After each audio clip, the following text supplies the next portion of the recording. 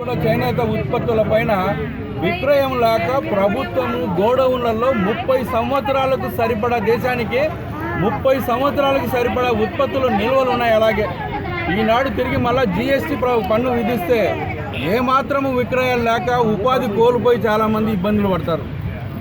ఇది కేంద్ర ప్రభుత్వానికి తెలిసి కేవలము ఈ చేనేత వాళ్ళను నిర్వీర్యం చేయడానికి, ఆ ఉపాధులను నిర్వీర్యం చేయడానికి, ఆ వృత్తులను నాశనం చేయడానికి, వాళ్లకు జీవనోపాధి లేకుండా చేయడానికి ఈ నిర్ణయం తీసుకోవడం దురదృష్టకరం.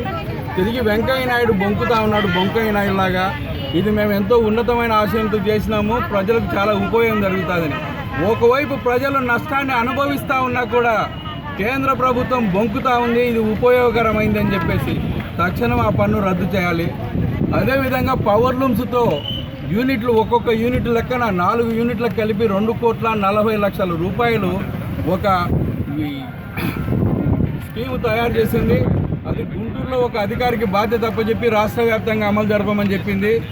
ఆ స్కీము ప్రకారం ఇంతవరకు రాష్ట్రంలో ఎవరికే కానీ ఒక లోన్ కూడా శాంక్షన్ చేసింది లేదు. ఆ అధికారికి ఎప్పుడు ఫోన్ చేసినా కూడా ఆయన ఫోన్ తీయడు.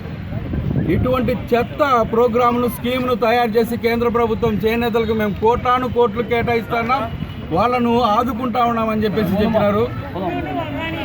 ఇది చాలా దురదృష్టకరమైన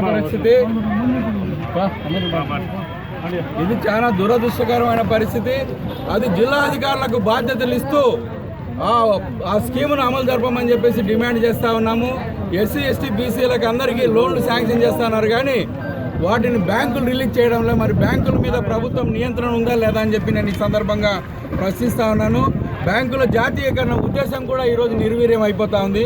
వ్యక్తిగత ట్రాక్టర్ లోన్లపైన కూడా తెలుగుదేశం ఇన్ఛార్జి నాయకులు, జిల్లా మంత్రుల పెత్తనం ఏంటని నేను ప్రశ్నిస్తూ ఉన్నాను.